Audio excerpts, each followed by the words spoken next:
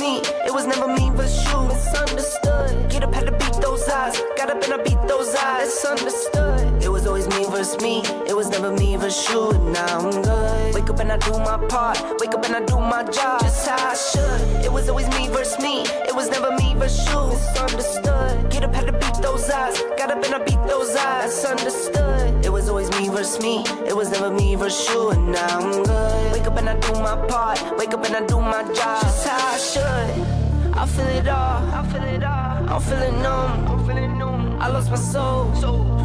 It's on the run. I need a spot. I need a spot. I need some fun. I need that fun. I'm in the dark.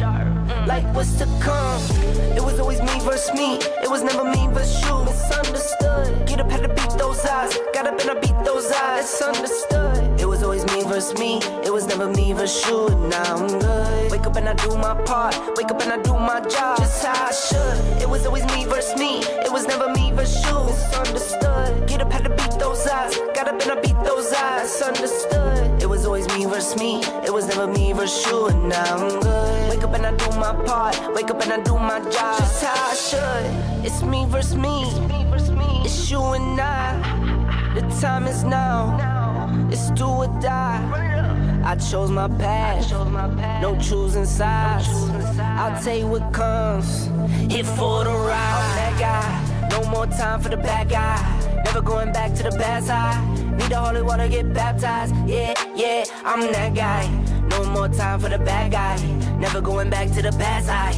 Need the holy water, get baptized. I'm that guy. It was always me versus me, it was never me versus you. Misunderstood. Get up, had to beat those odds. Got up and I beat those odds. It's understood. It was always me versus me, it was never me versus you. What's up, CFO gang? It's your boy Jay Tuck. Real Cowboys fans, stand up and listen, y'all. We are a week away from the NFL draft. And I know a lot of Cowboys fans, y'all excited because a lot of y'all, this is all we have to really lean our hats on right now is that the Dallas Cowboys will go into this NFL draft and walk out victorious like they've done in years past, man. But today I got a fun guest, man. And this gentleman here, man, he laid the foundation for people like me, man. When I was this little content creator starting way back during the pandemic, you know, I came across his channel, saw him with others like Vaj and Sky. And when I watched this channel, man, it was just like, that's it. That's the standard, right? He had notes. He was prepared. He was thoughtful. There was context. There was insight. There was draft coverage. There was film. A lot of those things that you see in me, this man right here laid the foundation. The most important piece, when I watched him, I knew he knew football. I didn't know he was coaching football and doing all sorts of stuff, man. But I knew that he knew ball, man. So I became a fan of his channel. And for some reason, we just never had to, had the opportunity to get our schedules in sync. We were supposed to do this actually a few weeks ago. Then I got shipped out to Vegas, but we had to spin the block. So ladies and gents, CFO fam, let's give a warm welcome to my guy, Foots the King. Foots, what's going on with you, bro? Man, Tuck, that was awesome, bro. It's hearing stuff like that is why I do it. But I also say this, bro, you've taken it a step up. Like, man, appreciate the that. Channel's man. Clean, you know ball, you're extremely insightful. I think what happens with people like us, Tuck, is people look at us and they say, man, these guys are YouTubers. They're not supposed to have an opinion. They're not supposed to have real thoughts in real time. And just talking to you offline and just seeing the type of person you are, this is what it's about. Right. Us coming together, you talking draft. I've watched all your draft videos because I'm like this. I'm going to support everybody. I just want to see, what do they see in players? What are they hearing? Ears to the streets. So as much as you may say that about me, I'm actually going to put it back on you and say, bro, keep doing what you're doing. I'm glad we're able to. And like when people, I want to say this, when people, I know for me, I'm going to speak for myself. When people don't see certain content creators cross-pollinating, it's never because I don't want to. It's literally timing. Right. Like we on different coasts. Right. But trust me, you one of them ones, and this is a great time. Yeah, man. People don't understand. It's like, man, we ain't never seen Tuck and Foots. It's not because we don't like each other, bro. Schedules, like, this is a busy man. Like, we grown adults with children and coaching schedules conflicting, man. So it's so hard to sync up, man. But we were finally able to do this because I know the community's been asking for it. And like you said, bro, it's like, I think that's what makes our Cowboys community one the best, I'm gonna say that, the best community out there on YouTube when it comes to sports, because the standard always raises. You know what I'm saying? Like when I watch you guys coming up, I knew I couldn't be half-assed in these conversations. Like I really had to work. You know what I'm saying? I really had to work if I want to be mentioned amongst the Skies and the Colliers and the Vaches. You can't fake this. You know what I'm saying? So all my up and coming content creators will know if you're faking. I'll know if you watch the film or not. You know what I'm saying? You can lie to them, but you won't be able to lie to us. But that's the standard that a lot of you guys set, man. So I deeply appreciate it. But let's go ahead and get to what people came for. The Dallas Cowboys. And before we kind of pivot foots into draft content, what's your kind of sentiments of how the Cowboys are currently? I see it's all over the place. I know a lot of Cowboys fans, self-included, we kind of on E. Lack of all-season moves, not re-signing Dak Prescott, our quarterback, Mike McCarthy on a one-year deal. We brought Coach Zimmer in, one-year deal, CeeDee Lamb's possible holdout.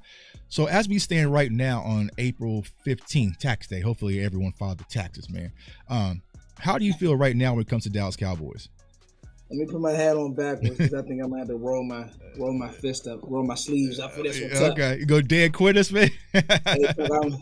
Well, you know, he part of. Let me go to the side because I don't know if I want. He part of. No, in all seriousness, Tuck, I said after the loss, I said, man, listen, this is gonna be one of the more turbulent off seasons because of the way you lost. Make no mistake, Dak is a top 7, wherever you want to put him. He's that type of quarterback. But for whatever reason, you know, I just did a pod with Landon McCool, and I think he's spot on. I'm not going to say it's nervous, Dak. I'm not going to say it's he can't do it because we've seen him do it. But he's never been afforded the opportunity to have, like, if he starts slow, the game gets out of hand for him when we have our playoff losses. It just is what it is. Right.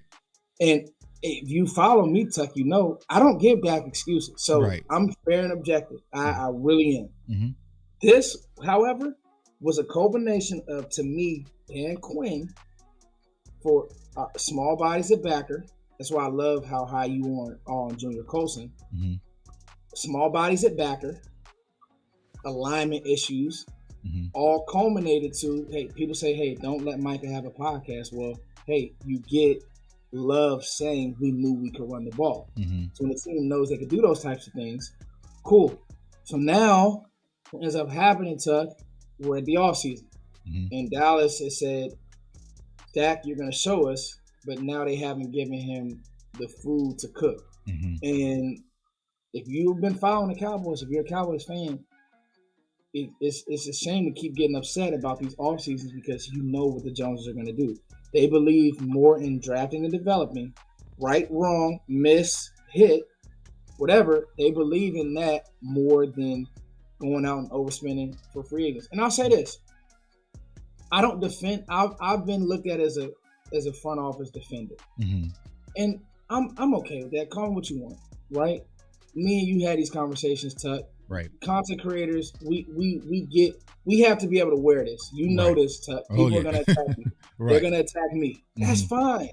But I'll say this: make sure you talk about when Philly doesn't hit. If Dallas would have paid a 27-year-old running back that much, who's had the injury history, well, okay, so make sure you talk about when some of these free agents don't hit on the back end. So I'm not saying that the Cowboys front office does not have. They haven't laid out a concrete direction of what they want to do. Right. They haven't. Right. And whenever you hear Steven talk, it's so stoic or he's so, mob-esque that you don't really get anything. Right. Mike is still, when you heard Mike talk in the owners' meetings and the coaches' meetings, it was, we're still developing, we're still drafting. We believe in winning that way. And Jerry is scribbling on paper. So at this point, this is where we are, Tuck, and that's where I'm at. I can't really make a conclusion because the whole offseason there's football is not played in April, Tuck. I want them to understand that part. There still is a draft, and this team, and I'm going to say this team has been given the luxury. Fans need to at least do this. They need to at least let the draft plan happen, and let's see who we bring in the building before we write the complete offseason off. Because guess what, Tuck? Vegas still believes Dallas is a 10-win season, is a 10-win team, and you were just in Vegas, right? Going back. Those when those guys say you're a 10-win team and you have talent on your team, I listen to those guys before I listen to anybody else. So I'm not giving the front office excuses by any means. They've messed this up in a lot of ways. But I do want to see them draft. I want to see Will put together a team through the draft, and then we'll come back and say, okay, didn't do a good job, did do a good job. Right. And see, I think, and you're spot on, right? They have earned the benefit of the doubt. I think where a lot of the doubt is coming from is that, for me personally, the Cowboys just haven't shown any sense of urgency, right? So even going back, right, as soon as we lost to Green Bay, as you mentioned, I felt like when it came to hiring defensive coordinator, they were kind of just letting Dan Quinn go out there and kind of moonlight, where if Dan Quinn wanted to come back, the job was his. I mean, he was at the Shrine Bowl. So it's like there was no like repercussions that say like what happened versus Green Bay, that's not acceptable. You know, like everyone was it was just going to be business as usual. And so they let Dan Quinn kind of go out and moonlight. And then you had all these quality defensive coordinators. Well, so, okay, well, if he's going to interview, let's bring some guys in because maybe there's someone who kind of fits the mold of what we're trying to do better than Dan Quinn. But they kind of set back. Dan Quinn leaves. We thought maybe Joe Witt was going to be that guy. He yanks Joe Witt over to Washington. Now we're scrambling, right? Now we're scrambling. The market's been picked over. So now you're kind of reaching for a guy like Coach Zimmer. And then you bring in Coach Zimmer, but you only give him a 1-year deal. So that doesn't show that this is our guy. This is the guy for the future. So you go to that point, and then when it comes to the personnel, we lost some guys, but I think Cowboys fans are getting frustrated. Where's the replenishing? You know, where's the replenishing coming from? And now we go into a situation where it's like I say, like Foots, you never want to go to the grocery store hungry. I feel like we're going to the draft hungry. You know, so like we got to hit on this draft where we can't be sitting back having another draft like we had last year where some future rotational guys, and we'll talk about that here in a second. These guys made the first 3 rounds, it has to be instant impact, you know, out the gate. So I think that's where a lot of that uncertainty is really coming from. Yeah, and you know what, Tuck? Like you said, I'll be honest,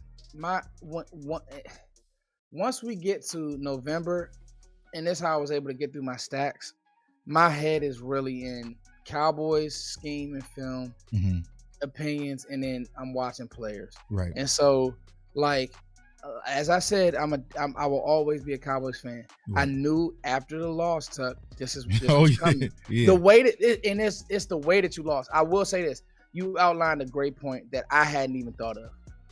The way that they did let Dan Quinn kind of transform, because he should have been honestly.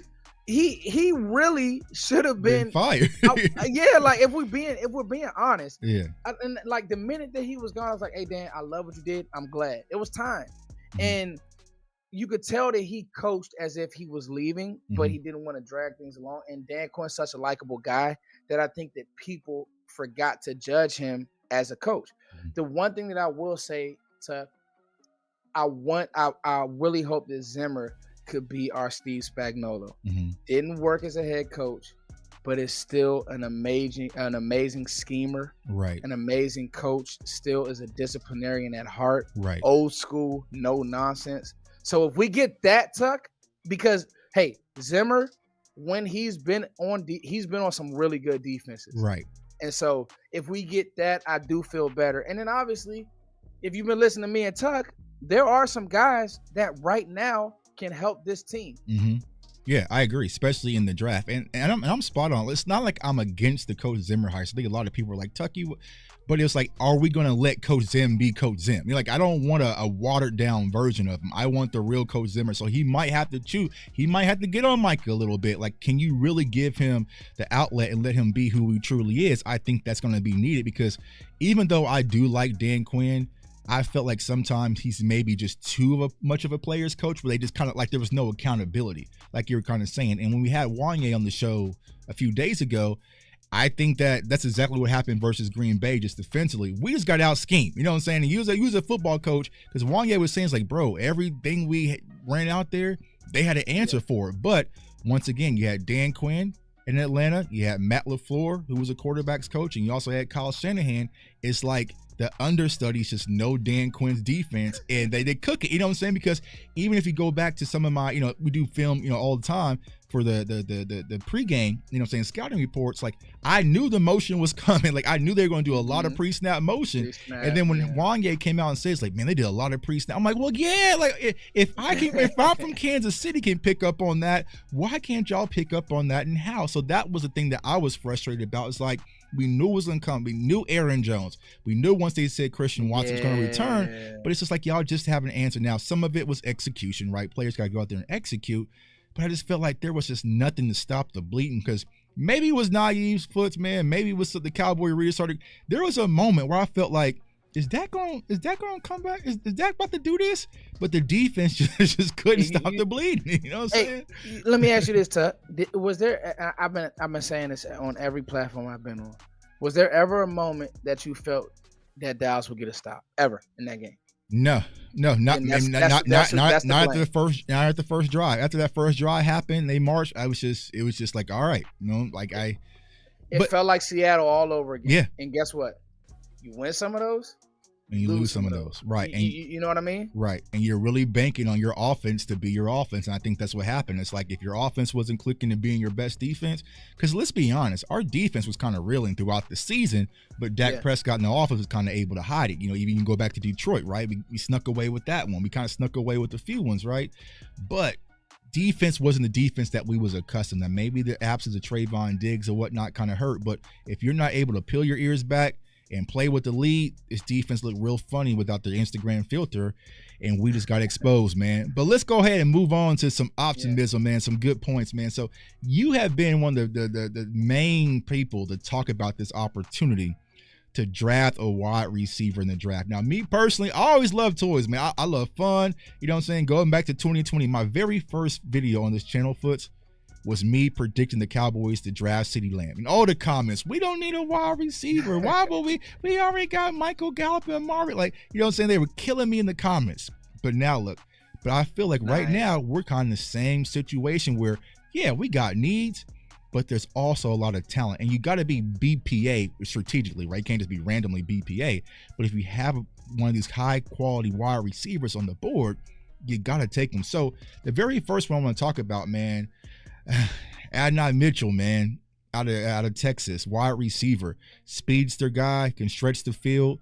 But when it comes to a wide receiver, what kind of wide receiver are you looking for? Are you just looking for a Michael Gallup X, or are you just looking for a pure X factor and we'll just have to make it work where it works?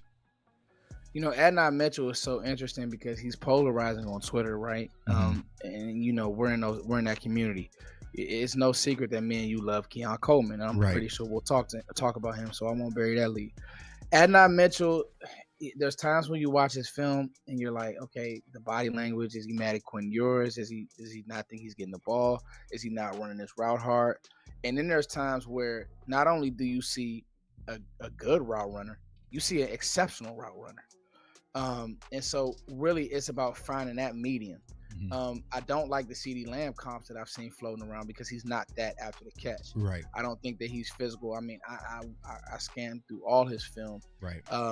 Looking for him, making a tackle, just making anybody just kind of missing space or, after first contact. And he wasn't able to do that. Right. However, for this team, I think if you can lock that kind of big, there's two guys in this draft that really remind me of T. Higgins in a sense, and it's Brian Thomas Jr. and A.D. Mitchell. Right. The best of A.D. Mitchell comes in on Dallas and is instantly better than everybody that you have on this roster except for CeeDee Lamb. And the only reason why he's not better than CeeDee Lamb is because he doesn't have that he's not as physical. He's not a dog. Right. Like CeeDee Lamb he's somebody that you take to a fight. Yeah, he smiles and does all that. Right. But he's one of those guys. Right. So for me, I would draft A.D. Mitchell.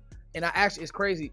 I have A.D. Mitchell over some of these tackles, but that's for another show. Right. I would draft A.D. Mitchell and be fine. Him, Troy Franklin, and Keon Coleman, all their tags are touching. Right. And so that's where I'm at with A.D. So yeah, if that answers your question, Tuck, that's where I feel with 80. Yeah, and I think that's the hardest part, right? You mentioned all these players' tags are touching because you got A.D. Mitchell, you got Brian Thomas, you got Keon Coleman, you also got Troy Franklin, you also got Jalen Polk as well out of Washington. So it's not much separation. If you walk away with any one of those, you're perfectly fine. The thing is going to be, how does the board fall? Like, can you sit and wait to get one of these guys, or do you feel like you have to get one of them in the first round? So to ask that question to you, Foots, you're sitting there. Let's say you have Troy Fatano available. Let's say you have Jordan Morgan, you have Kingsley, and then you have Adonai Mitchell, you have Brian Thomas, Keon Coleman. Are you going towards the more just need I feel in left tackle, or you say, you know what, I just feel like these are the best players on the board, period. I'm going with the wide receiver. So that's a good one. Out of that stack, it would instantly come to, because of how I'm rating, and I'm actually looking at my receiver stack. So my notes here. If Troy Fautanu and Brian Thomas Jr. are here. Okay. And Keon Coleman, even though I haven't moved on him, because of what Brian Thomas Jr. was able to do at the combine. Right. The 4.33 is special. Right. And that's at 6'4", 210. Right. He's a little bigger than A.D. Mitchell. And it's all over his tape. 17 touchdowns. That's not manufactured. That's real. Right. So the question would then be him and Troy. Okay. Instantly. And, Tuck, you tell me. Because, on film, outside of a little slight power issues, right, Troy's really good. Right. Like, and so my tone, right, Jay, is these tackles at 24, they're not pro ready like we think. I think that it's a lot easier to play left tackle. We got very lucky with coaching and with opportunity when Tyler Smith did it. Right. But people got to remember, they had moved him to guard that offseason. That's where he was going to be at. Right. And then he just kicked out the tackle and was just really good for considering. Right. But that's hard. Right. I told people, I know we don't like everybody is like, oh, Duke Manyweather, and respects his work, respected him and Bosh did a great interview, the whole nine. But guess what? It's harder to find a left tackle, and history has shown those guys flame. Right. Versus, hey, you get a Morgan and you stick him to guard. And so I don't want to be long-winded there, but it will be between those two, Thomas Jr. and Fautanu. For me. Yeah, it'd be tough, man. I love Troy, man, and I know this conversation about maybe he's going to be a guard at the NFL level. The same thing with my guy Jordan Morgan, but I just feel like the talent and the need is a little bit bigger than wide receiver. Because here's a lot of the pushback I get, Foots. You have CeeDee Lamb, he's going to be our number one target. You have Brandon Cooks coming back for another year. Jake Ferguson's role should increase, we all saying, so that should increase. So how much are you expecting to get from your rookie wide receiver in year one? 400, 500, let's see. So how much are you really expected to get from a value standpoint versus someone who could play left tackle and start for you 17 games? So how would you personally answer that question? It's tough, right, Tuck? Because and I don't want to. People will say, "Foots, you don't care about line." It's not that I don't care about the line, right? Tuck, I really do. Right. Can I ask you a question, Tuck? Yeah. Did you think our line was that bad, or do you think we could just improve? And then I'll answer it. Do you think it was bad last year or this year, as current stands? That's two different questions, because right now when you lost Tyron, yeah, right, because right now it's bleeding. Now, if we would have brought Tyron back, I'd have been perfectly fine. But I don't want the Cowboys to get this idea in the head, like, oh, okay, we can just roll Chuma Udobe out there and maybe have him at left guard and kick Tyler Smith out there and Brock. Yeah, it's just like, all right, now we're pushing it, right? So if it was like last year, the offensive line was fine. If they would have re-signed Tyron, I'd have been perfectly fine. We're good on offensive line, because then you can work on an Awesome Richards to kind of fill that void, or a TJ Bass. But I like TJ Bass. I loved him out of Oregon.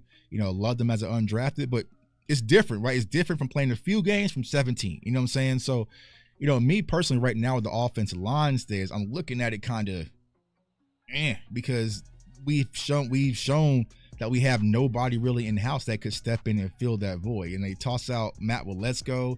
That's dog food. Maybe Awesome Richards can grow, Earl Bostic. So now it's getting kind of scary. So that's how I currently feel about the offensive line. Okay, I'll say this. I think that if you really want to do something, you may need to shore up the interior. And what does interior mean? Center or guard? Center and guard, right. Yeah, and I think that because, every mock in the world has Tyler Guyton going to the Cowboys. Right. I think that's kind of lazy when TJ Bass and Brock Hoffman are your slated starters. Love Brock. Right. I love the podcast. But Will McClay says it. My job is to replace you. Mm-hmm. So if I have Zach Frazier as my center one, but I'm not mad at JPJ. Their tags are touching. Right. Both have put great film out there. Right. I would be fine to trade back position situation going either one. You're starting to hear things now about JPJ possibly having hip issues, and some things may have came up at the combine. I'm fine with JPJ because his play style, right? And I think I'll be fine with that, especially in the trade back situation, Tuck. Right. So if that answers your question, hopefully that does. So what about Graham Barton? Because Graham Barton's an interesting prospect because he played primarily left tackle at Duke, but they're saying he's going to be a guard, possibly / center, though he had minimal reps at center. So if Graham Barton is sitting there, me personally, if it's Graham Barton or JPJ, I would go with Graham Barton because of that flexibility of guard and center. But would you consider a trade back for Graham, or would you just snatch Graham up if the wide receivers are still on the board? Because me personally, even if I'm having these wide receivers available and Graham is sitting there, I would take Graham because I feel like I can get me a wide receiver 3 or 4, whatever you want to call it, later in the draft. And just me putting my Cowboys hat on, I think that they're going to give Jalen Tolbert the opportunity to really prove himself. I actually did a show earlier, and somebody said the same thing. They're going to let both Jalen's actually, right, Tolbert and Brooks, right? And I think that's just where we may be headed. There's no argument for Graham Barton. He hasn't moved from my interior lineman one, right? And this is only person who probably challenges him will be Fautanu, but. Right. That was him being looked at as a tackle. I didn't have him as my interior one. Right. So with him, if it's confirmed that teams want him to play guard and he's okay with that, then that's where we would go there. I think with Tyler Smith next to him, Fautanu could play tackle. Right. Me personally. With Graham Barton, you stick him at guard or center, I think you're fine. Right. I think that you go to camp and you let them work it out. People will say, yeah, he doesn't play with the power, or you don't see him maul people the same way that you do with JPJ. My pushback to that is you see this guy pick up stunts. You see him. I mean, I challenge people to go watch. Now, it was a great battle with him and Jared Verse. Right. But when you watched him play against Verse, you see a guy that's like, okay, if he can mirror like that, you're in good shape. So I would go Graham Barton, even probably over the receivers. Yes. Yeah. Graham Barton's a talent. I remember when I watched him play versus Kansas, 2 years ago. And I'm like, man, who's this left tackle? You know what I'm saying? So I'll be circling players, man. So the kid's a phenomenal talent. And he's athletic. And I feel like even though just because of his stature, that's the only reason he can't play left tackle. But I feel like at guard or center, he'll develop the power because he has the IQ, he has the athleticism, he has the feet. So I would definitely like Graham Barton. But Foots, before I let you go, because I know you're kind of pressed for time, bro. I want to get. We got time. Okay, cool, bro. We're gonna rock, man. I want to get into the hot topic button, man, because I'm a no. I know I'm a no, man, and I've been getting a lot of hate, and my bro's been getting a lot of hate, which I don't understand about my guy Keon Coleman. So it was refreshing to see you online defending Keon Coleman, because normally when I defend, people say, "Oh, you're just a Knowles fan," but it's like when you watch Keon Coleman, what really stood out for Keon Coleman when it comes to this film? So for me, Tucking, you can speak to this more because obviously with Keon Coleman and me, I think people have to reimagine what NFL open looks like and then what an NFL body looks like. Right. And so diagram is going around with, it's red when he's running a dig, or his comeback is red, so he's not a good player. Oh, it's yellow. Right. And listen, I respect anybody who does that work. Some of that stuff to me gets kind of clickbaity. Right. Some of it is, hey, Tuck, I'm old school. I'm looking at a guy who's 6'4", can windmill. I'm looking at a guy who's physical, who corners. I mean, you can make a cut up of him blocking. Right. And you would say, this is different. Right? I mean, just physical. And then you can make a cut up of him in the red zone and you would say, this is different. Right. And different. So those two things alone for the Cowboys, sign me up. Right. We haven't really had a great red zone target outside of CD, but when that area gets compressed, what do teams do? They double them. You see what I'm saying, Tuck? Right. Well, you're not going to do that with Keon Coleman. Right. I think he can win instantly in slant game. I think he can win instantly. I think he's a better and upgraded version of Michael Gallup. And everybody will say, well, he ran a 4.6. Yeah, but how fast does he play football? Right. You get what I'm saying? And how and you looked at his gauntlet numbers, they were awesome. I just think he catches everything. I think he's physical after the catch. You know, we just talked about a guy, A.D. Mitchell, who gives you nothing after the catch. Keon Coleman gives you everything after the catch. Right. And I'll say this, Tuck. I don't want to get too long-winded. I think it's sad and damn near disgusting how the processes hurt this man's money. Because if you watch college football and you're not late to the party, for a stretch, there wasn't a better player in college football than Keon Coleman. You know this. Yeah. I mean, like I said, and I tell people this, and not just my bias, right? I mean, being a Knowles fan, go watch Florida State versus LSU, first game that Keon Coleman has played with Jordan Travis, and tell me who was the best wide receiver on the field. Like it was just clear. You know what I'm saying? And like you're saying, over neighbors and Thomas. Yeah. Three touchdowns. Like he literally dominated that game. That was the first time but people have to understand when it came to Florida State, we wasn't expecting Keon Coleman to be what he was. The offense was going through Trey Benson and also Johnny Wilson. Like he was just an afterthought as a transfer from Michigan State. But once Coach Mike saw it, it was just like, oh, we got something here. You know what I'm saying? We got something here. You know what I'm saying? So, and then they really unlocked him. And so a lot of people say, can he separate?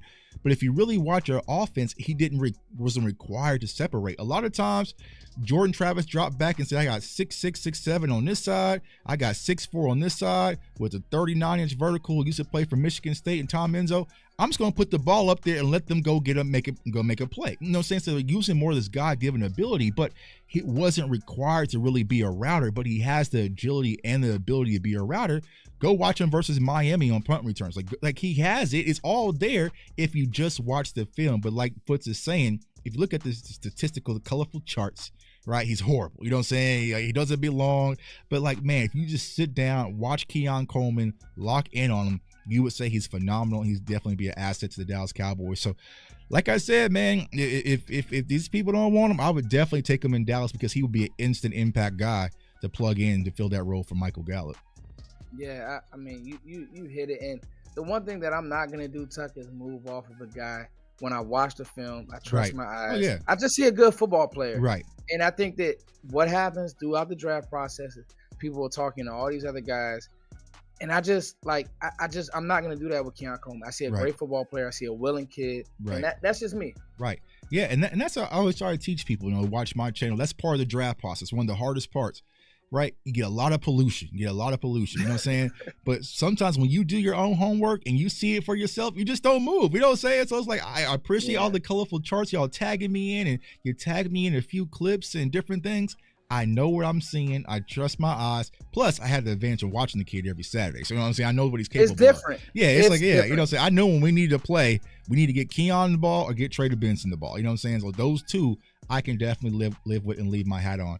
Now, another player, man, that I feel like is kind of going under the radar, right? Yeah. Is Jalen Polk, wide receiver out of Washington, because you know what they got with Rome and, over there at Washington with Penix. But I feel like out of Lufkin, Texas, you know what I'm saying, home of Dez Bryant, another guy that can go and be your boundary wide receiver that can definitely go up and make plays, man. So would you possibly consider taking a Jalen Polk in 56?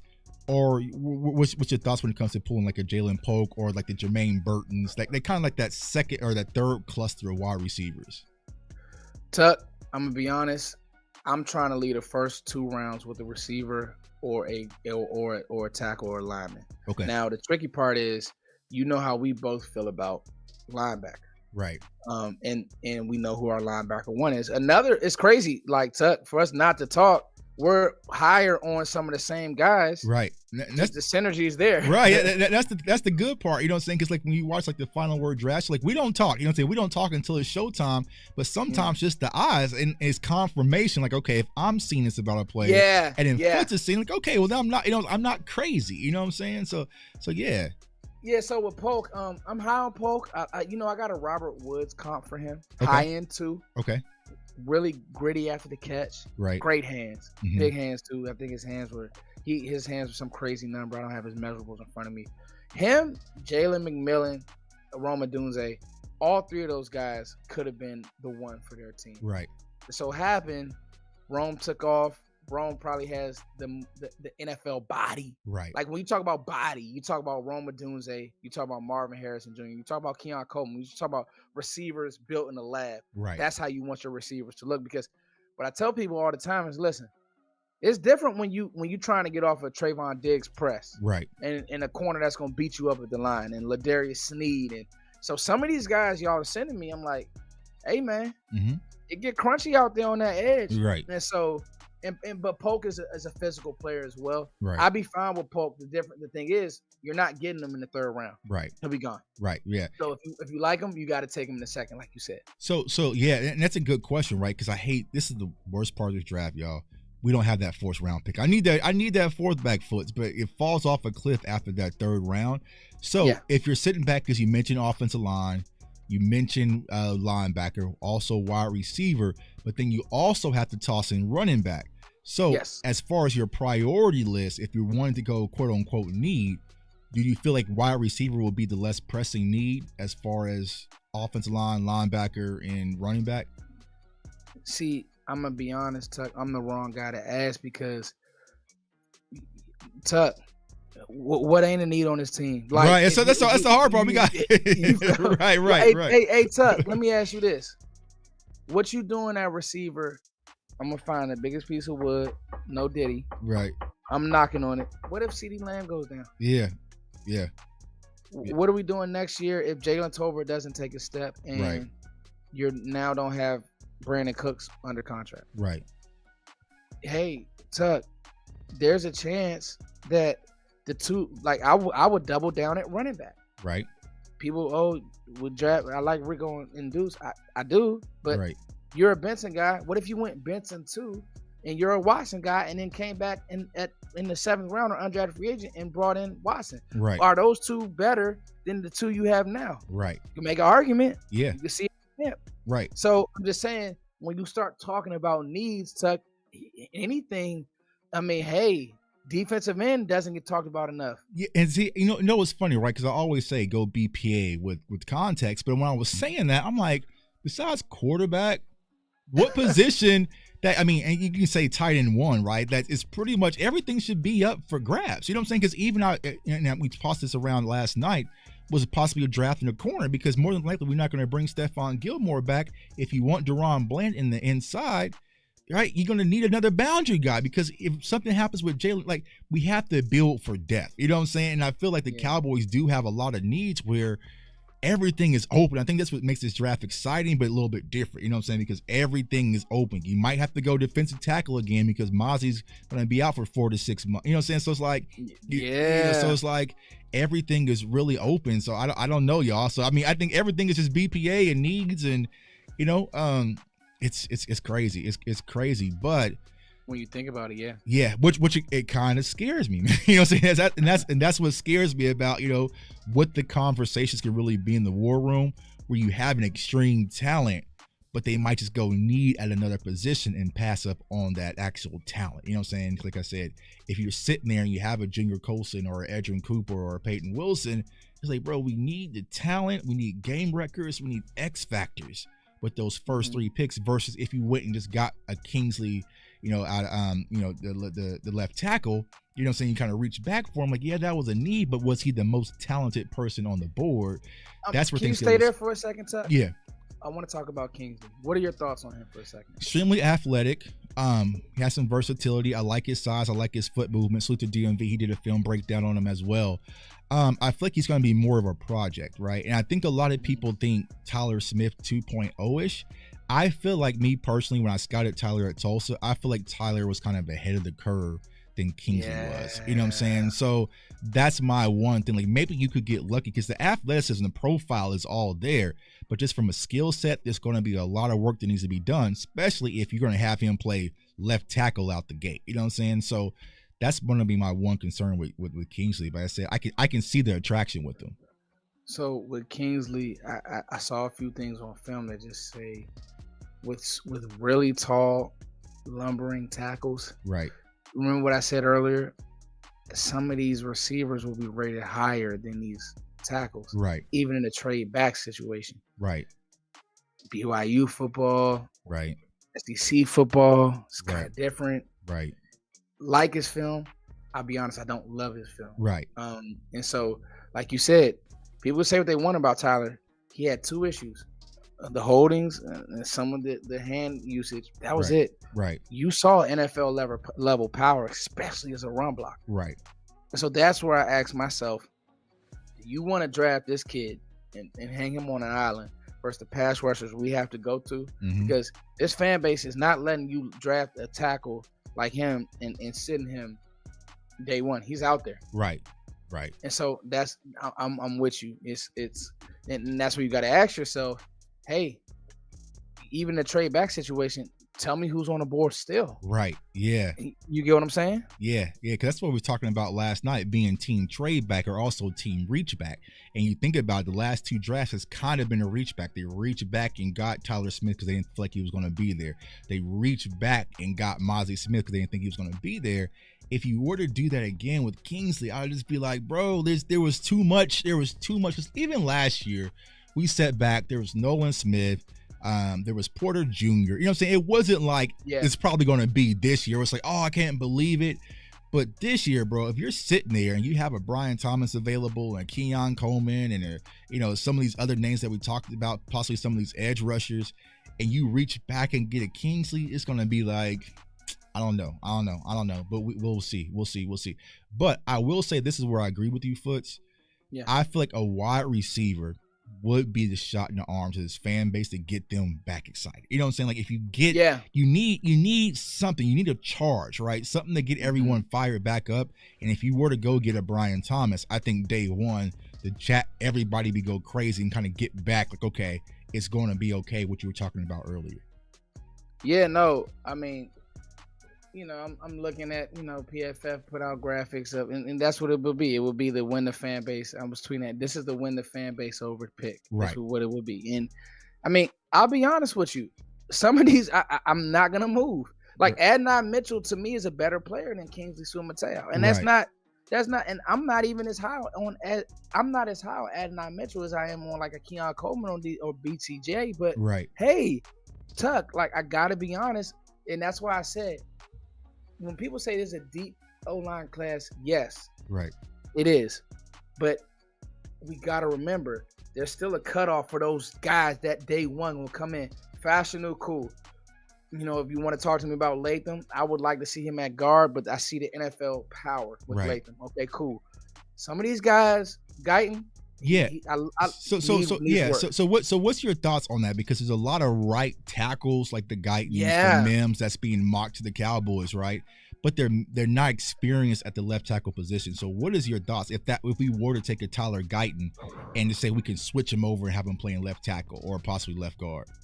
Somebody's gonna see this and say I'm hating on Amarius Mims. It'll probably be Vach, and he'll text me and Foots, you crazy, and that's my guy. Here's the problem with Amarius Mims that I have, and hear me out on this, Tuck. He had the ankle injury versus Alabama. I wanted to see him versus good D-line play. Right. Because everybody's attaching themselves to the Ohio State game, which he did a great job. Right. By the way. Outstanding job. I actually think that Amarius Mims could kick to left tackle and be fine. Here's the deal. Are we going from one hurt tackle to another? Because you talk about with Tyron, okay, hurt all the time. Right. But then you talk about with Tyler, he doesn't miss games. I mean, he obviously the Arizona game I think he missed. That was early in the year. That was probably Dallas saying, let's be smart. Right. But Tyler's gonna play football. Right. Mims couldn't finish the combine exercises. Right. That's not scary to you, Tuck. That's a huge red flag. You know what I'm saying? Especially because we ain't got no depth behind him. You know what I'm saying? So yeah, because I mean, if the ankle, ankle, the hamstring, couldn't finish the season, couldn't finish the combine, the lack of experience, it's all there. Right. But now I'm like, is his body? And you got to be careful with this with big bodies. Right. So big, they're never healthy. Right. So I don't know, Tuck. Like you tell me. Yeah, me personally, I would be out on Mims. You know what I'm saying? I would be out on Mims. I feel like I'll be okay with Guyton. It depends on what's there, but me personally, I wouldn't be a fan of the Guyton pick, honestly. You know what I'm saying? Because I feel like we need to get back some better value for that. So, but like I said, it's going to be interesting, man. But I keep seeing Tyler Guyton mocked to us. Honestly, I don't trust it. I don't think the Cowboys would do it. You know what I'm saying?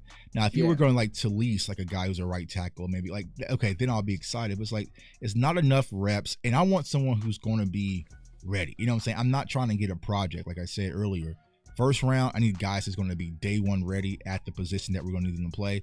And I just feel like with Mims, even possibly Guyton, it's going to be a work in progress, and it might take them longer because our schedule foot, bro, it ain't going to do us no favor. I mean, we got Baltimore, we got Cincy, we got, you know what I'm saying, we got, 49ers again. Like, we got some dogs on the schedule, so we can't wait till week 7 for someone to really turn the corner, especially because you didn't keep your veteran in Tyron Smith. Now, if you would have had Tyron, you can say, you know what, I can go get a Mims and let him grow under Tyron and kind of learn. Yeah. You know what I'm saying? But now, bro, we need someone to be day one ready. So I don't know. But when it comes to running backs, there's kind of a cluster, right? You got Jonathan Brooks coming off the injury. He's being locked to the Cowboys. I mean, Mel Kiper, you know what I'm saying? He didn't give us Tyler Guyton. He turned around and gave us Jonathan Brooks. I'm not even turn that off. He'll say, turn it off, bro. He'll say, like, he'll say, delete that subscription. But, you know, it says Jonathan Brooks, there's Trey Benson, there's Jalen Wright, you know what I'm saying? Kind of that first cluster. So how soon do you think the Cowboys should consider drafting running back to get a quote unquote, what I call an entree pick? So I say this, Tuck. Remember I said this. I don't think there's any way that everybody, Trey Benson, a third round running back. You crazy out your head. I mean, I don't think I've said this, and people, I think you would probably have to draft Trey Benson in the first round, and people don't want to hear that. Oh, right. First round running back. Well, hey, did Detroit care what anybody said last year? Right. They didn't care. Right. They didn't care about your little value chart. They didn't care about your value chart. They didn't care about the hipster scout guys, and I love them. I mean, I respect everybody, but the point is, you do what's best for your team. Right. I have, how me and you feel about. He's my RB1. I haven't moved off of that. Right. Here's the interesting thing about Brooks. Because he's so young, Tuck, my reasons for not liking Mims are different from my reasons for like I would honestly, we may disagree here. I wouldn't be mad at Brooks because I know Benson's not going to be there at 56. That's right. I don't care what the mock draft simulator. That guy's too good on film. Right. He's too physical. He's not going to be there. He's clean. Doesn't have any injury right now. He's day one ready to go. Right. So, and I love Trey Benson. So, I don't think that he'll be there. If he is, I'll eat crow. But I don't think he'll be there at 56. It's a lot of picks. And so, when it comes to Brooks, hey, pre-injury is him and Benson is RB1 for me. Right. Injury, Dallas did the surgery. Apparently, it was a clean break. Supposed to be, he's ready. Apparently, the character's off the charts. Right. A lot of running backs would have transferred being in a situation that he was in, sitting behind Bijan, right? Tuck, he didn't. They said that he made a point not to transfer and just get better. So, Tuck, in that sense, Guyton, I'm out, and I like Guyton, but I'm out at 24. I'm out on Guyton. Right. But at 56, I'm not just going to just say, no, I can't draft Jonathan Brooks because I kind of like him. Yeah, and that's the thing, right? My one concern when it comes to Brooks is when would he be ready? You know what I'm saying? And here's what I know about my team. They'll rush him out there. You know what I'm saying? By the time we get to Oxnard, they would have him out there limping. And, you know what I'm saying? So how long is it going to take? Because the injury is November-ish? You know what I'm saying? Yeah. So, I mean, it would be a good value pick in the second round. I'm with you. Like, you know what I'm saying? I would be okay with that. But here's what I've been trying to say. If you don't get the core three guys, whether it's Brooks, whether it's Benson, or say like Jalen Wright, then me personally, I would wait. You know what I'm saying? I feel like you can wait and still get value at the running back position at day 3. That's when you're talking about a Marshawn Lloyd, you're talking about Ray Davis and Braylon Allen, like some of those guys that you can get versus if you're not going to get the main core 3, I wouldn't reach for it, to be honest with you. Yeah, no, I mean, you're not wrong, man. I mean, we're in the woods on backs, Tuck, me and you. So you're not wrong. I mean, I could Ray Davis. Let's talk about Ray Davis for a second. Right. He's older. I see him as a possible RB1 at some point, especially if you're just going to use him for 4 years. You're not going to be married. You're not giving him a second contract. Use him up. Right. If that's what you want to do. So I'm not mad at you there. Jonathan Brooks for me, it just Tuck. If you're talking about a guy who has it all pre-injury, right, I would say him and Benson had it all. Right. Like I said, watching y'all's film, I hate the OC. Only because I think that they didn't even use Benson right. Right. He could have been. I wanted him to do more as a pass catcher. Right. because I thought the skill set was there. Right. So that's just me, Tuck. Yeah. They didn't. I think when it comes to Florida State's offense, personally, we just had too much, right? Because we didn't talk about the tight end Jaheim Bell. Like we just had, and Jordan Travis. And I love my dog Jordan. I hope he gets drafted, right? But he was kind of sporadic. You know what I'm saying? Because I hope you didn't think I was shooting at him. No. I tend to shoot at these quarterbacks. Cause Tuck, let's just talk about watching film. Tuck, sometimes I'm watching these guys, like I'm watching Quentin Ewers, and like I said, I don't want AD to do this on film, but I'm like, man, this quarterback play. Can you imagine with Dak, and then you watching Milroe spray footballs to Burton, and then you watch Jordan Travis, because there was I think it was the Clemson game when I was cutting up my Coleman film, and he literally just threw like 3 jump balls in traffic, and it was like triple T, double T, like the safety was over top, but he didn't care. Like, what was and then finally the third one, Keon Coleman just comes down with it. I was like, bro, you just dropping back pressing square. You know what I'm saying? Like I get it. So yeah, bad quarterback play can make some of these wide receivers look bad. So that's what got to have the thought process. Like, what is he gonna look like in our offense? You know what I'm saying? Because Dak Prescott ain't gonna be doing none of that. You know what I'm saying? But I think it's the same thing when it comes to utilizing Trey Benson. Like they could have used him a lot more different ways. They just didn't. You know what I'm saying? So I think there's a lot of upside with Trey. If Jonathan Brooks heals properly, I think he has a lot of upside as well. But like you said, you could get a Ray Davis or consider maybe a Blake Corum or Braylon Allen or some of those, you know what I'm saying? So there's some of those guys, Isaiah Davis out of South Dakota State. Like you have a cluster of guys who can possibly get day 3. Whereas if you don't get one, I wouldn't reach for it, man. So like I said, it's going to make an interesting draft. Now I want to go over to the defensive side of the ball, man, because you might know this better than me because we only got one interview from Zimmer and he ain't said nothing until probably today. What do you think the Cowboys are going to do defensively to try to help Coach Zimmer out and install some of his philosophies in Dallas? So, preface that question one more time, so I want to make sure I answer it. Yeah. So do you think that they're going to sit back and let Coach Zimmer really cook in this draft and kind of get his ingredients or his guys, or is he going to have to kind of just build on what's in house and maybe sprinkle in a pick or two, not do complete overhaul? Tuck, that's a great question. Being on a 1-year deal, I think it's going to possibly be 70% you got to work with what you got, and 30% you can get some help. Right. And that's like if a lot, like, okay, so I said this on Twitter. If Latu falls, you draft him. Right. Period. You get the hell up out of there. Yeah. Yeah. And Mike even said that in his interview. Right. But I do think that Dallas is going to say the scheme, and we'll give you a bigger body at linebacker. We'll get you Eric Kendricks, but like we believe that we have the personnel here, and the scheme wasn't right. If I'm Will, I think that they want to attack the offensive side of the ball this year.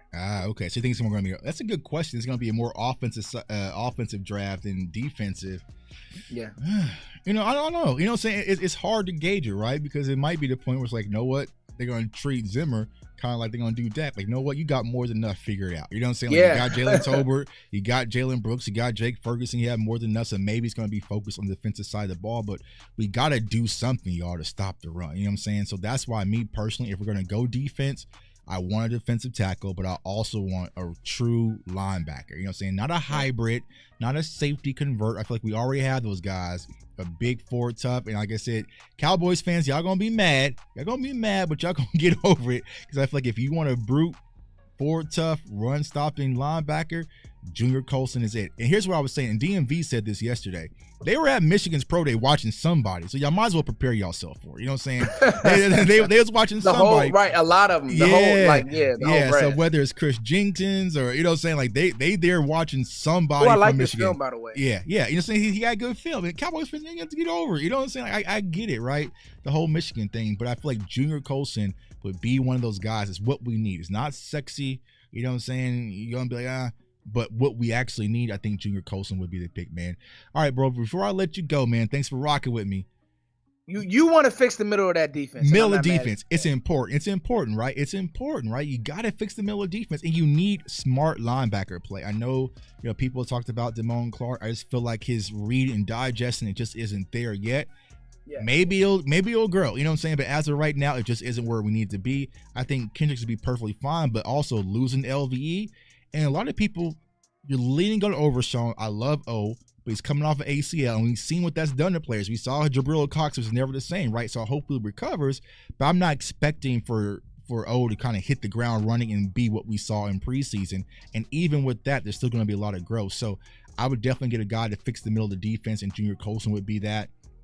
I know a lot of people talk about, Peyton Wilson. I love Peyton Wilson. Peyton Wilson's one of my favorite prospects I scouted this year. Also, Edgerrin Cooper. So there's some talented linebackers, but the linebackers is shallow, bro. It's real shallow. And if you don't get one day one, maybe day two in the second round, then it just is what it is, man.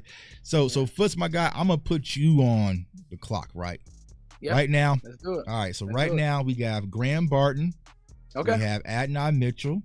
Ooh, We have Keon Coleman. We have Brian Thomas.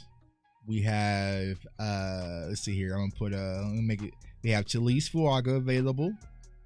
And then let's see who else. And then also Trey Benson's available on the board. Who is your pick? At 24? At 24. Give me the names one more time. So I had did I say Troy Fatano? I say Graham Barton. I don't think you said Fatano. No, I say Graham Barton. Adonai Mitchell. You have Brian Thomas. You have Talise, Keon Coleman, and Trey Benson. I'd probably go Fuaga. Talise. Yeah, I'd probably go Talise. Where are you playing him at, Tuck? The run blocking is exceptional. Probably gonna stuff him in guard and kick Tyler out. Yeah, I was about and then okay, so I would go Fuaga, right, Tuck? Yeah. And maul people and feel fine and just run gap schemes and let him pull. I it's crazy. I didn't look at his film and see the cleanest at tackle, but I know he's slated to go top 15, and I see why. Right. Because the play, he to me is a Tyler Smith clone. Right. Because of the NFL strength right now. Right. So he probably trumped Barton for me because he's a little stronger. Right. I like Barton's technique and his feet, but Fuaga's stronger. Right. So it will because you got to think of what we dealing with in the East. Right. Those two pluggers in Philly, those two pluggers in New York. Right. So I would go to Talise Fuaga and draft and make that pick. Spot on with you, man. I would go with Talise. He's not going to be there. You know what I'm saying? But I want to make a little fun. You know what I'm saying? No. You know what, Tuck? I've been doing this long enough. You coming up on your 4th year covering it. Yeah. We can say who's not going to be there. But I've done this long enough to know that, hey, a Roger Rosengarten could fall into the first 10 picks. You don't know. You don't know. And I feel like that's the fun part with this draft, because it's not just the Cowboys who are chaotic with it. There's a lot of teams, and with these quarterbacks now, because last year we wouldn't have the quarterback push. You have the quarterback push. You're going to have a wide receiver push, edge a little bit, you know what I'm saying? And you got some left tackles, you know what I'm saying, with Joe Alt. So it's going to kind of push some stuff to the back. Who was it going to be? I think, I would say Troy Fatano was my favorite, one of my favorites, you know what I'm saying? That was within range, but he's gone. He's out of there. So Talise will probably be my 1A or 1B after Troy. So it's going to be interesting, man. But yo, my guy Foots, man, thanks for rocking with me, bro. For everyone who's seen you for the first time, and let everybody know they can find you, my guy. At Foots the King on YouTube and on Twitter. Tuck, you got all those followers. Send some my way. Yeah. I'm gonna say this, bro. What you doing is special. Thanks, bro. Keep going. You know what I mean? We got to go cover some stuff together. Yeah. I'm working, man. You're working, man. And this is what it's supposed to be about. And honestly, like, to see my brothers covering the draft on such a high level, you, Vach, Sky, Law, everybody. But it's different when it's those guys who lean into the draft, because that's where I nerd out. Yeah. And so it's awesome just to work with you, bro. This is not, if we could tap in next week before the draft. Yeah, let's do it, man. So to let people know what I'm gonna do. So on the day of the draft, I'm just gonna have an open format. So I'm gonna send everybody, not everybody, the hard hitters, the links. You know what I'm saying? So if y'all could jump in, jump out, jump in, jump out. And we're just gonna cook that way, man. We did it for a little bit last year here in Kansas City, but then I had to move, so I couldn't do it as long. So yeah, man, we're gonna rock. And then we'll also set a date to kind of do it the draft, man, and get everything kind of lined up, man. I'll have you on my side next time. Cool. Yeah, we'll do it, man. Just let me know, bro. Real walk, man. Because like I said, this is what it's all about, the power community.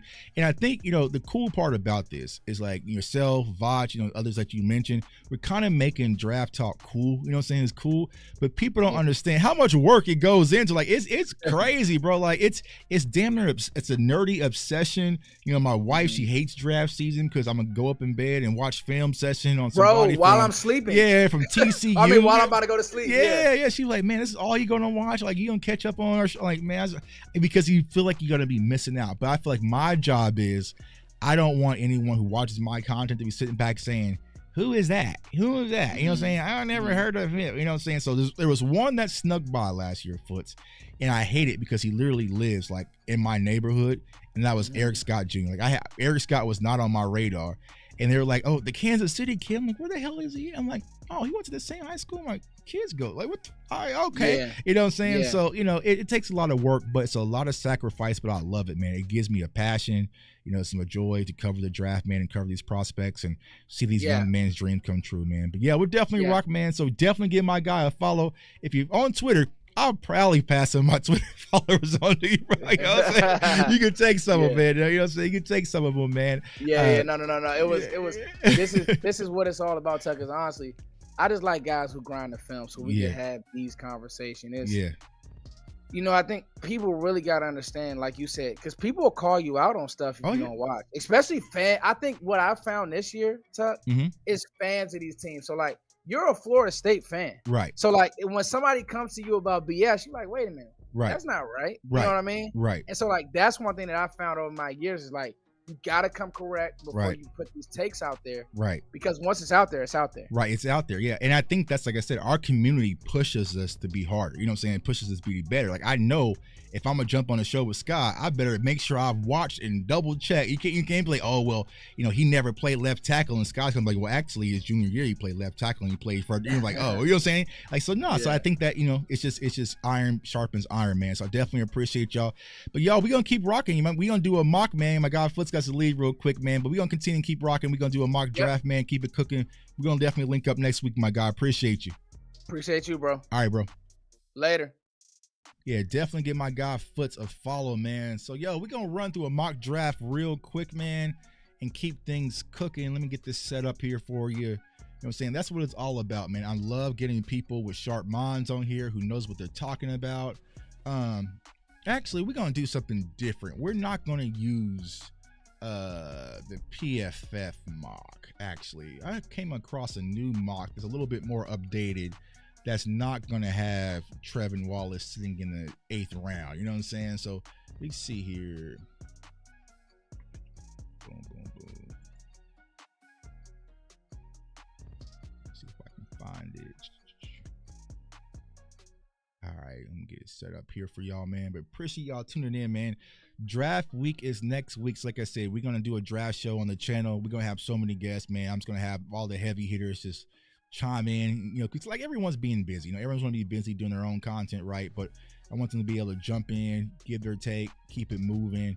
But we can definitely going to have some fun draft day, probably give away some prizes and some gifts and some gift cards to the Cowboys gift shop if y'all even want that. Do y'all even want stuff from the Cowboys gift shop anymore, man? I got a $400 gift card. Let's see. Oh, there's a super chat. Let me see here. Make sure it's super chats. My bad. Let's see here. Super chat. Oh, appreciate the $10 super chat.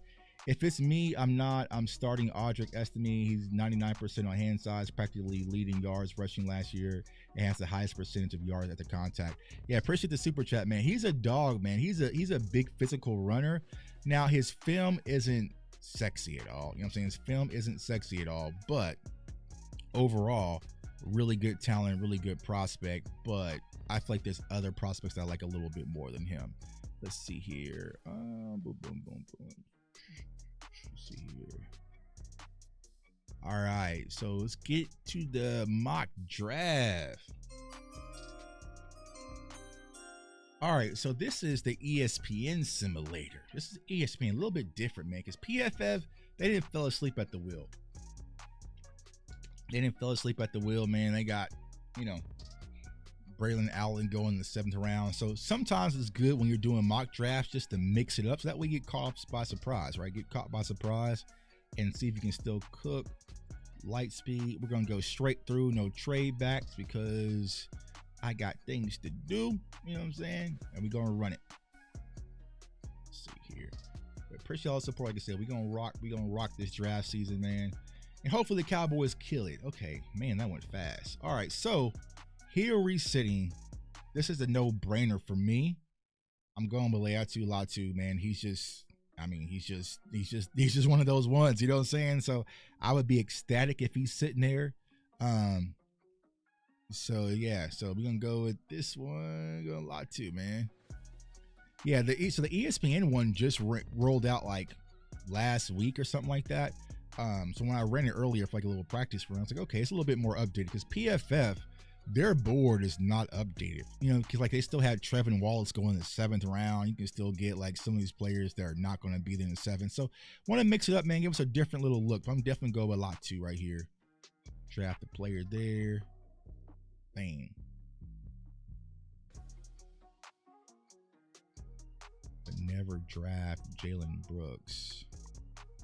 All right, so there we go. Went with Latu. You have Javontre Sweat. You have Keon Coleman, Ricky Parasol, Javon Bullard, don't need. Braylon Allen, defensive end. Cedric Gray. Cedric Gray is starting to shoot up boards a little bit. You have Troy Franklin, Marshawn Nealon, TJ Tampa, which is phenomenal. Tyler Nubin, Trey Benson. But for me, if Keon Coleman is sitting here at 56, I'm definitely taking him. So I would go with Keon Coleman at 56. Bang. Yeah, easy money. All right, so it looks like the running backs got cleaned up.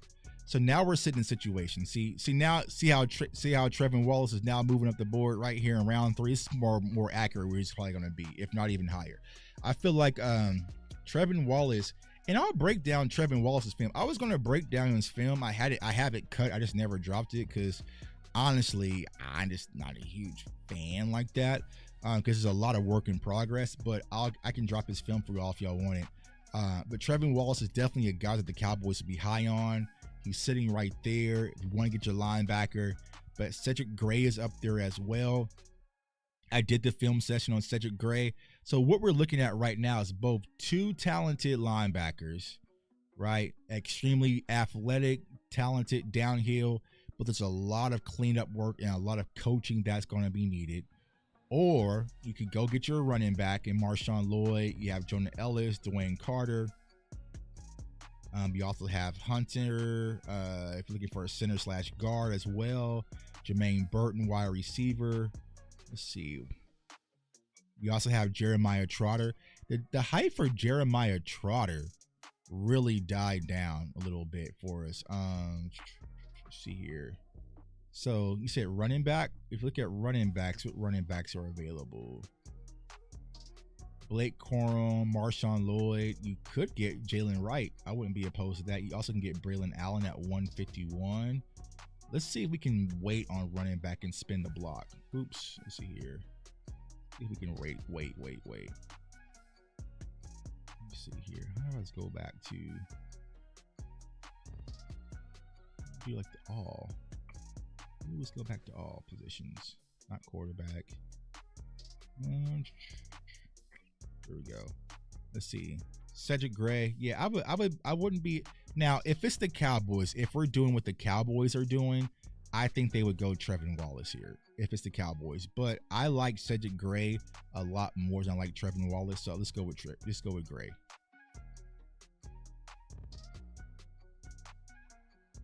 So now we're gonna get running back possibly.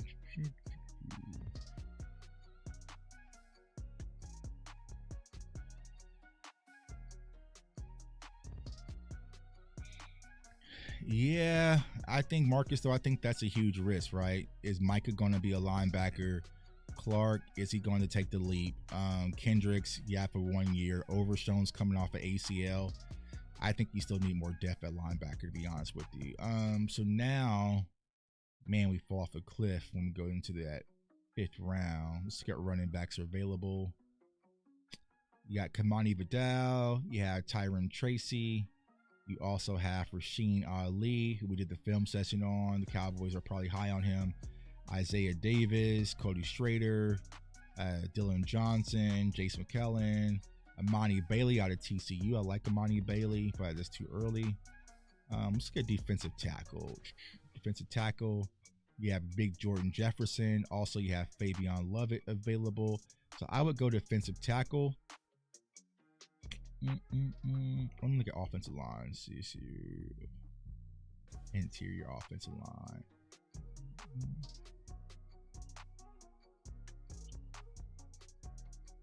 Center guard.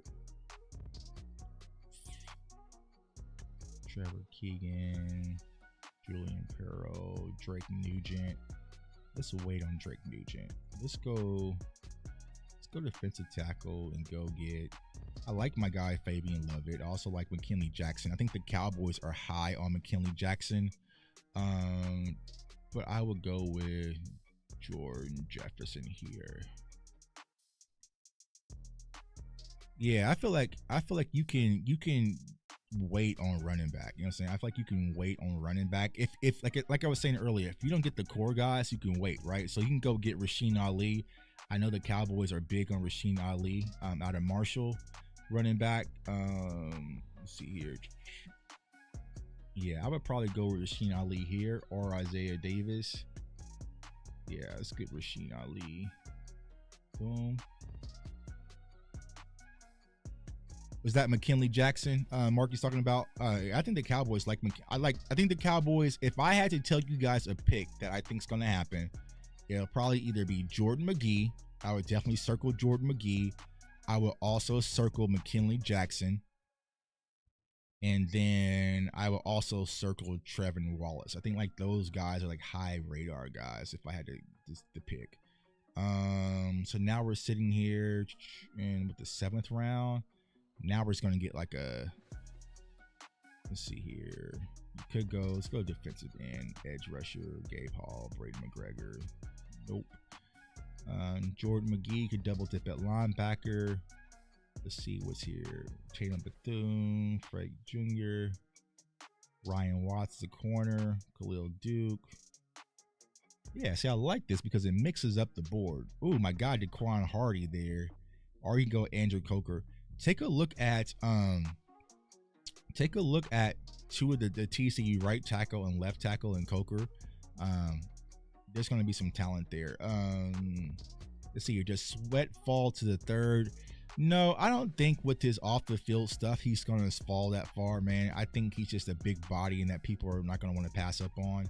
So I think that he'll still get drafted, maybe 2nd, maybe 3rd, early 3rd, but I don't see him falling too crazy, to be honest with you, because there's not too many big body one techs available.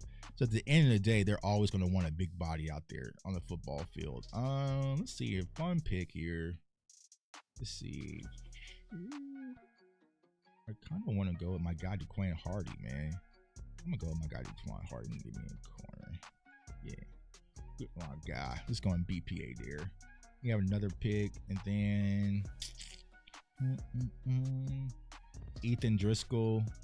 He played with Rasheen Ali, Andrew Coker, JD Bertrand, Ron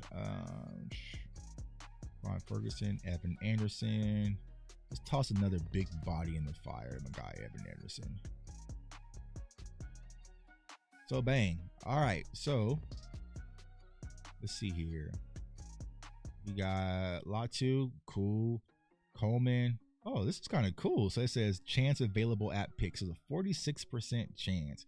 It was a -5% chance. Okay, ESPN. I see what y'all doing over here. Okay, so 46% chance to get them, -5%. So good value there, right?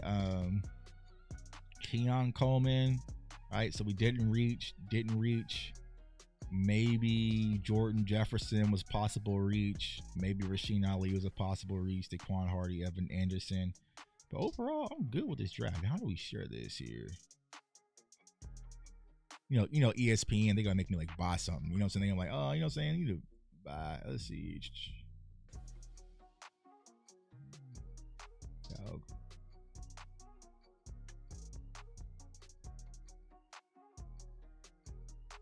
All right, so yeah, man. So overall, good draft, man. I'm not too mad at it.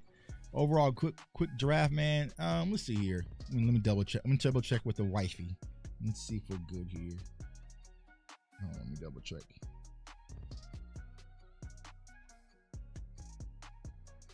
All right, we're good. We're good with the wifey, man. I got the green light. So let's run another one. Let's run another one. We'll go to PFF. We'll compare PFF versus ESPN. Let's see here. Mock draft simulator. All right, let's get it. Nah, we smoked that draft, bro.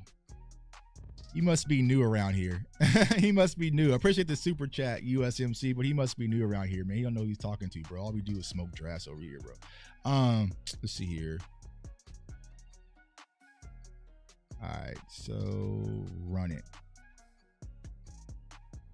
All right, so once again, you have lot 2 over here, but let's mix it up. Let's mix it up. I'm gonna let y'all pick, man. I'm gonna let y'all pick, so y'all think y'all can. Well, he thinks he can cook, man. You know, here's the thing. I want to do something, but it's too late. But maybe next year I'll let people come on and draft against the Wizard and see. Yeah, he's new, man. Yeah, I knew you were new, because if you wasn't new, you would know how we get down over here. But welcome to CFO Sports, man. You know what I'm saying? No, we don't need a running back. We don't need a running back that early, because if you don't get one, you can just wait. Let's see here. Jerzon Newton, Cooper DeJean, Latu, Jackson Powers Johnson, Tyler Newbin, Peyton Wilson. We could be team trade back, but we don't got time. Let's mix it up. I want to mix it up, man, but he's still sitting right there. He's still sitting right there, man. What's up, my guy Richard? What's going on with you, man? What's going on with you, dog? Let's see here. Or we can do JPJ to make it different. Nah,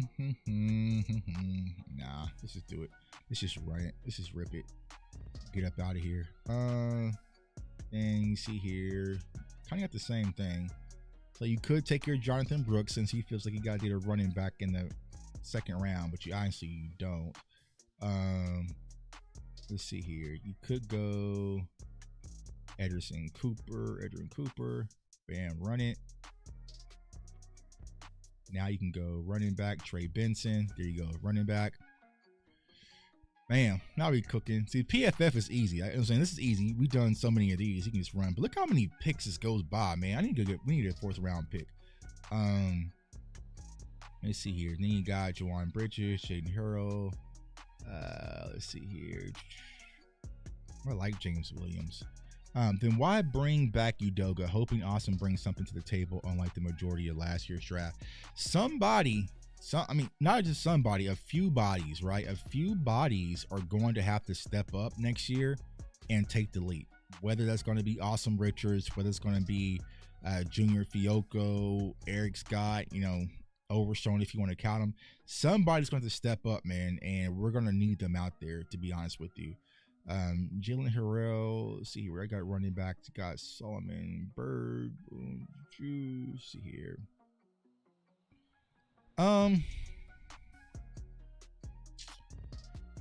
Here's what I'll say to that, Iceberg. We'll be at camp. And saying Awesome Richards is playing better than Chuma Udoga, but the Cowboys are going to force Chuma out there just because they paid for him, and it'd be one of those things. Let's see here. Let's go edge. Right, DC. Honestly, and here's why I'm frustrated with the Cowboys front office. Do you guys really feel like Chuma Udoga was a huge priority? We just had to get that done right now. It was just a huge priority that we just had to get that done. Absolutely not. You know what I'm saying? The center, Drake Nugent, boom, I'm with it. We go with Drake. All right, let's see here. We already got our running back, so we're good there. Salute to my guy DMV. So he went to Howard, and this dude named Dankwa, he is 6'8". He's a creative player left tackle. He plays soccer, all sorts of stuff, man. Now, he has some work to do, but you know what I'm saying? He's a physical freak. Johnny Dixon, man. Johnny Dixon, good cornerback. I feel like cornerback needs to be considered, to be honest with you. But where are we? Okay, cool. So there's Trevin Wallace Ray down there at 233. Let's see here. Actually, you know what? I'm gonna go get me a corner. I want a corner.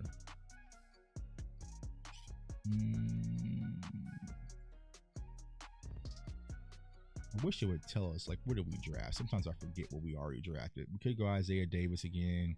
Let's go defensive interior. Let's go get my guy, Evan Anderson. Big body there. And then we can get Trevin Wallace with the last pick, man. You know what I'm saying? Whatever. We got him. Let's see what we did. Bang, bang, bang. All right. So, another draft to smoke. Leatu Latu, bang. Edge rusher, Edgerrin Cooper, phenomenal. Linebacker, Trey Benson, oh my God. Running back, we got Drake Nugent, center, let's get it. Johnny Dixon, phenomenal corner. You got another big body in Evan Anderson, and you got another talented linebacker, extremely athletic at the last pick. What are these, like awards? So how you know what all this stuff is, like rewards, little jerseys, and top 22% of Cowboys drafts and whatnot, man. But overall, I like this draft, man. I like this draft much better than the last one. This is the one we're going to post CFO and gang on Twitter, and there's gonna be a bunch of people complaining, but they ain't us. You know what I'm saying? They ain't us, man. They can't cook like us, man. But yo, everybody, I appreciate y'all for tuning in, man.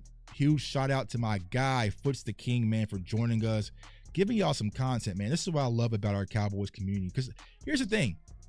It's not like I'm knocking other communities or, you know what I'm saying, or, you know, talking down to anybody else.